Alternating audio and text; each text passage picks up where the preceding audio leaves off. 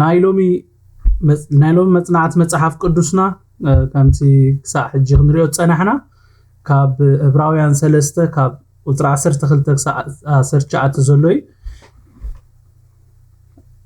كاب قطر 12 ساعه زلو حساب كان ببيمو ات غويتا وشت از زقمطو حساب ككافلكم مالتي اب صبو مصيخا لخا ناي املاح سب اتو محواتي لومي كبحال كله اب صصبح نحدحدكم تمعادمبر حدا كوا خباهاتكم حيطات ان عشوه كيترمو منالباش اب حدا كباهاتكم كابياو املاح زرح اكوي زي امن لب خيهلو تطنققو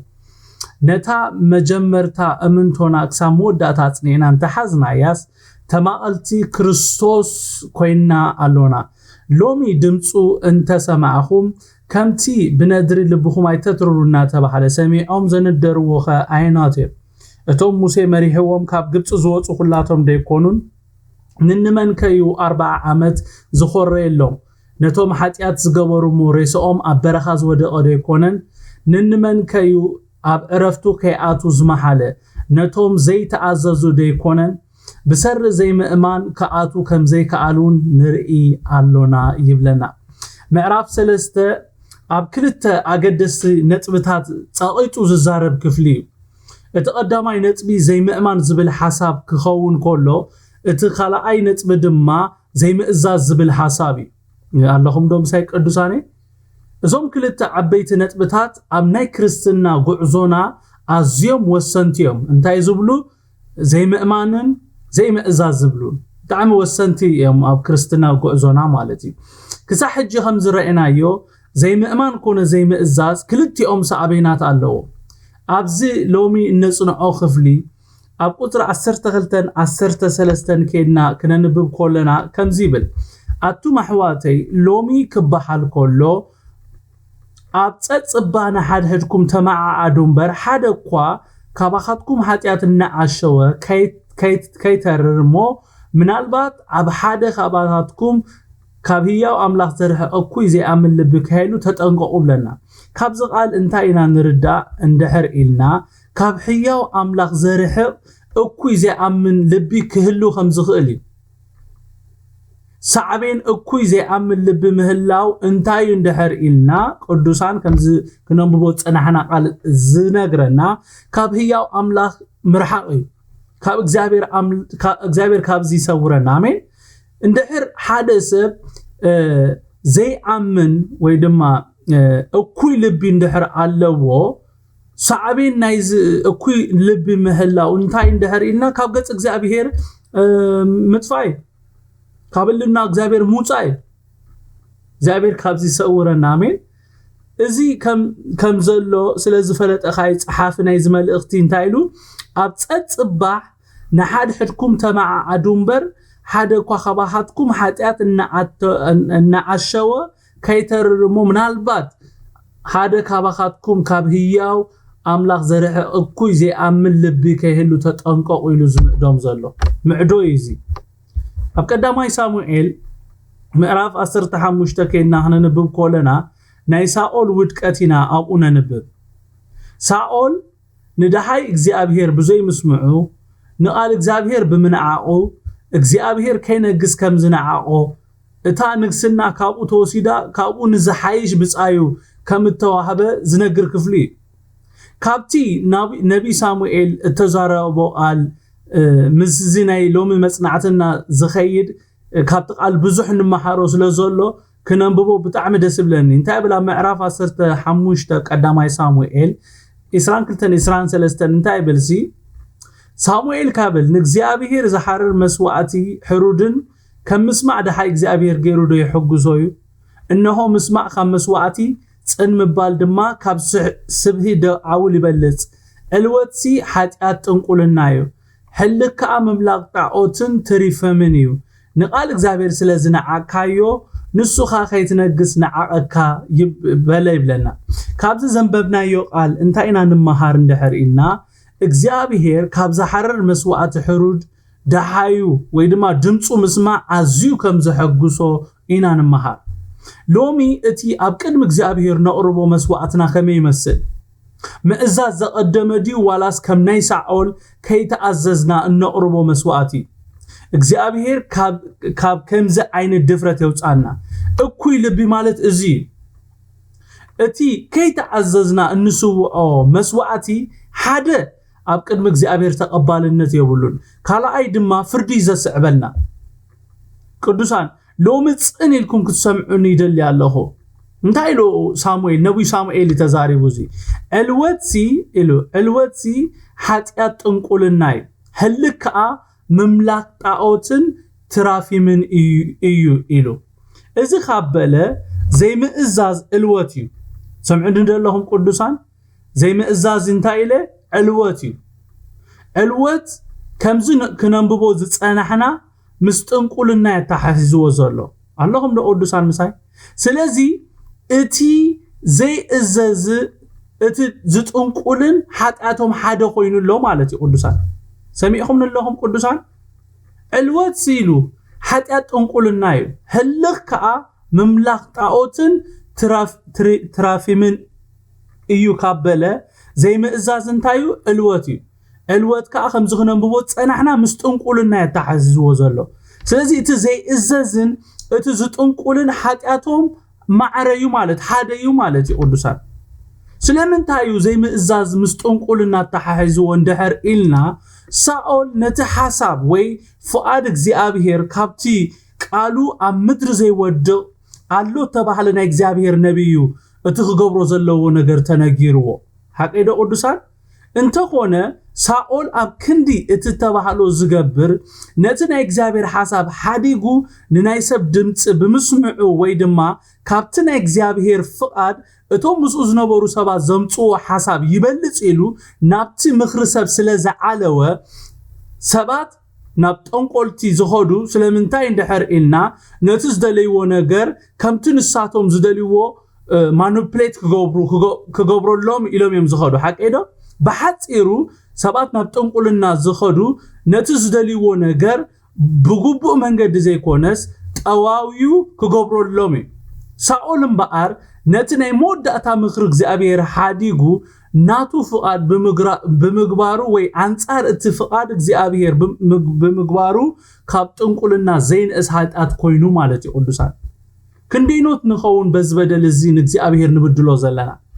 ዘይምእዛዝ ንእግዚአብሔር አምላኽ ምብዳል ምንዓቕ ምዃኑ ፈሊጥና እግዚአብሔር ክዛረበና ከሎ ንስማዓዮ ማለት ነቲ ቃል ንተዓዘዞ ምእዛዝ ዘይተሓወሶ መስዋዕቲ ከምቲ ዝበልክዎ ትርፉ ድኻምን ፍርድን እዩ ሳኦል ናይ እግዚአብሔር ነቢ እግዚአብሔር ከም ዝነዓቆ እናነገሮ ኣብ ክንዲ ኣብ ቅድሚ እግዚአብሔር ዝበኪ ዝምለስን በጃኻ ኣነ ትዝበልካኒ ሰሚዕካ ኣለኹ በጃኻ ኣብ ቅድሚ ዓበይትን ህዝበይን ኣብ ቅድሚ እስራኤል ኣኽብረኒ ናይ ገዛእ ርእሱ ክብሪ ደልዩ ማለት እዩ ንእግዚአብሔር አምላካኻ ክሰግድ ምሳይ ተመለሲሉ ነቢ ሳሙኤል ክልምኖ ከሎ ንርኢ እንታይ ዓብስ እግዚአብሔር ዘይቀበሎ መስዋዕቲ ኣብ ቅድሚ ሰብ ምቕራብ እንታይ ዓብስ እግዚአብሔር ሓዚኑካ ከሎ ኣብ ቤተ ክርስቲያን ምስብሳብ እንታይ ዓብስ እግዚአብሔር ዝፍንፍኖ መስዋዕቲ ኣብ ቅድሚ ሰብ ክሪኤልካ ኢልካ ምግባር ካብ ገብዚ እግዚአብሔር ይሰውረና አሜን ዶ ሳኦል እንታይ ልዎ በጃኻ ኣብ ቅድሚ ዝብሲ ኣኽብረኒ pretend እግዚአብሔር ምሳይ ከም ዘሎ pretend እግዚአብሔር ሰሚሩኒ ከም ዘሎ ሳሙኤል ምሱ እንደሕር ከይዱ እግዚአብሔር ምሱ ከም ዘሎ እዩ በቃ እግዚአብሔር አይ ሓደጎን እግዚአብሔር ምሱ ሎ ክበሃለሉ ማለት እዩ እንታይ የዓብስ እግዚአብሔር ዘይሽትቶ መስዋዕት ምስዋዕ ሳኦል ኣብ ቅድሚ እግዚአብሔር ሰጊዱ ዶ ቅዱሳን ንዕኦ ካዩ እቲ ንግስና ድማ ንኻልእ ካባኻ ተወሲዱ ካባኻ ንዝሓይሽ ተዋሂብዎ ዝብል መልእኽቲ ተዛሪቦስ ሰዊዑ ዶ ቅዱሳን ሰጊዱ ዶ ንእግዚአብሔር እዎ ሰጊዱ እግዚአብሔር ከተቀቢልዎ ዶ እንደሕር ኢልና ኣይተቀበሎን اتزقدم كي قدمكا صبوق غيركم سمعوني قدوسان اتزقدم كي قدمنا اب قدم እግዚአብሔር مقرب ترفو كيساراي لوم እግዚአብሔር بمحرت يعينتي طمتنا ገጹ ድማ ናባና ይምለስ ንሕና ሃናኡ ንመለስ አሜን ደቅዱሳን ኣብ ቁጥር 14 ከምዝ ዝብል ቃል ኣሎ እንታይ ኢሉ ነታ መጀመርታ እምንቶና ክሳብ መወዳእታ ጽኒዕና እንተሓዝናያስ ተማቐልቲ ክርስቶስ ኮይና ኣሎና ይብለና ነፍስ ወከፍና ነታ ኣጽኒዕና እንተሓዝናያ ትብል ቃል ነስምረላ እንተ ሓዝናያ እንድሕር ኢሉ ቅዱሳን እንተ ሓዝናያ እንድሕር ኢሉ ዘይመሓዝውን ኣሎ ማለት እዩ አጽኒዕኻ ዘይመሓዝውን ኣሎ ማለት እዩ ስለዚህ ከም ሰዓብቲ ክርስቶስ እንታይ ክንገብር ኣሎና ማለት እዩ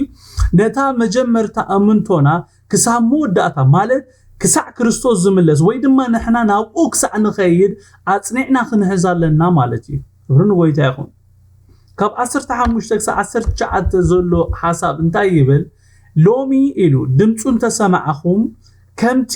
بندري لبخوم ايتتررونا تباهله سميعهم زندروخ عينوتهم اتوم موسى مريحوم كاب ግብጽ ዝወጹ ሁላቶም ደይኮኑን ንንመን ከዩ 40 ዓመት ዝኾረ የሎም ነቶም ኃጢአት ዝገበሩ ሞሬሶም አበረኻ ዝወደቀ ደይኮነን በጣም ዘፈርሕ ቃል ኮይዚ ንንመን ከዩ ናብ ዕረፍቱ ከይአቱ ዝመሓለ ነቶም ዘይተዓዘዙ ደይኮነን ብሰር ዘይምእማን ከአቱ ከም ዘይከአሉ ንርኢ ያሎና እዩ እዚ ቃል እዚ ቃል ዝኽዘም ነብቦ ጸናሕና ቃል ምዕዶን መጠንቀቅታን ዝሓዘለ ቃል ይቅዱሳን ሎሚ ድምጹን ተሰማዓኹም ከምቲ ብነድሪ ልብኹም አይተትሩሩ ዝብል ቃል ምዕዶይ ምክንያቱም አስኢቡ ዝተዛረቦ ቃል ሳዕቤ ናይ ዘይምስማዕን ዘይምእዛዝን እንታይ ከም ዝኾነ ብግልጺ አቀሚጡልና ዘሎ ዘይምስማዕ ምጉሩምራም ንእግዚአብሔር ዘይምእማን ቁጣ እግዚአብሔር ኣብ ህይወትና ከም ዝመጽ ይዝገበ ነፍስ ወከፍና ትርጉም ዘነደርዎ ወይ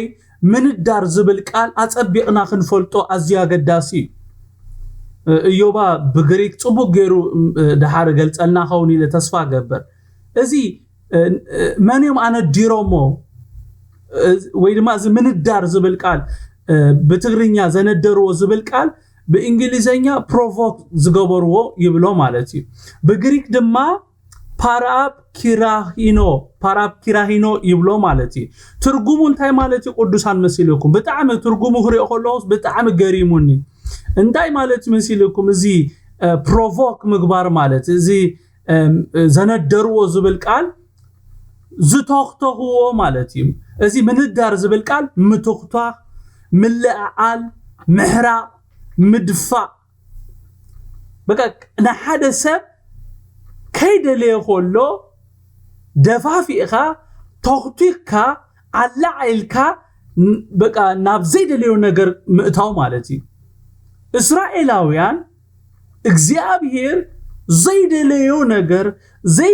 ዘይ ሐሳቡ ዘይ ፍቃዱ ነገር ኣብ ህይወቶም ገይሩ ነዚ ኣብ ህይወቶም ዝበጽሐ ኣብ ምድረበዳ ዝተረፉ ሬሶኦም ኣብ ምድረበዳ ተሪፉ ዝብለና ዘሎ ዝወደቀ ዝብለና ዘሎ ሬሶኦም ኣብ ምድረበዳ ከተርፍ ዝገበሮ ንእግዚአብሔር በዓሎም ስለስተኻተኹ ደፋፊኦም እዮም ናብዚ ደረጃ ዝብጽሖም ቅዱሳን ካብዚ በደል እዚ እግዚአብሔር ይሰውረና ክዛረበና ክንሰምዖ ክንእዘዞ እግዚአብሔር ጸጋ ያብዛሃልና አሜን ዶ ካብዚ ከነንብቦ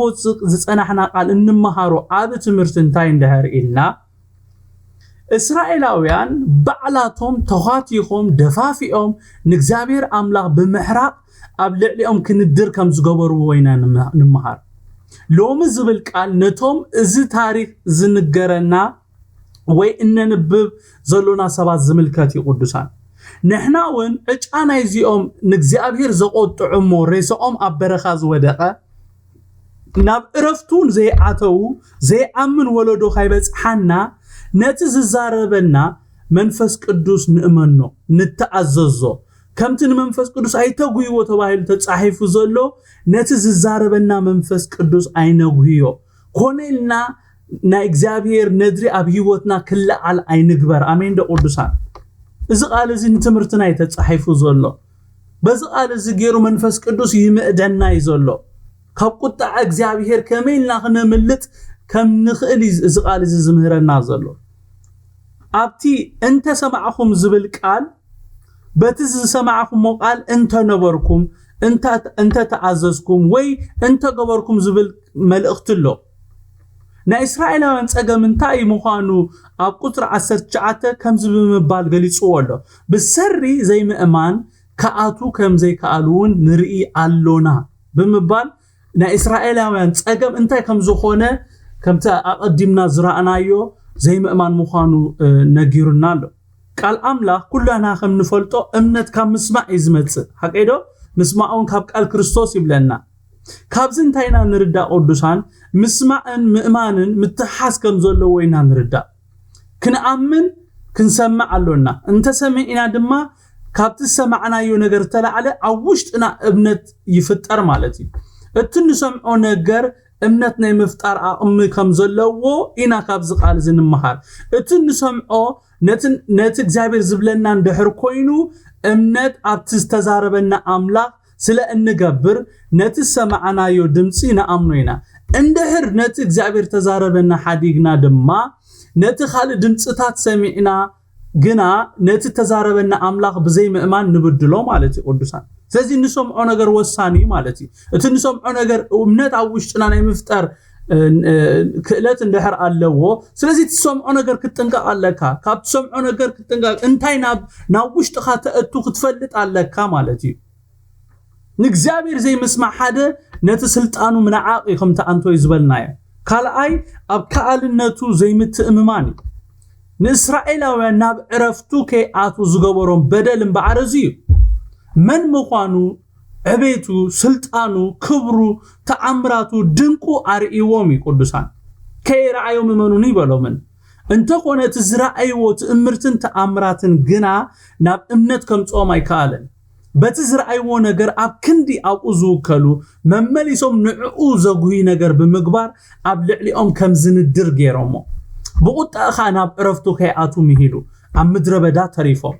እግዚአብሔር ሎሚ ምጉርምራም ዘበለ ምዕዝምዛም ዘበለ ዘይምስማዕ ዘበለ ዘይምእዛዝ ዘበለ ወይ ዘይምእማን ዘበለ ካብ ህይወት ነፍስ ወከፍና ብሽም ኢየሱስ የርሐቁ ኣሜን ካብዛ ዓብ በደል ጎይታ ይሰውረና ሎሚ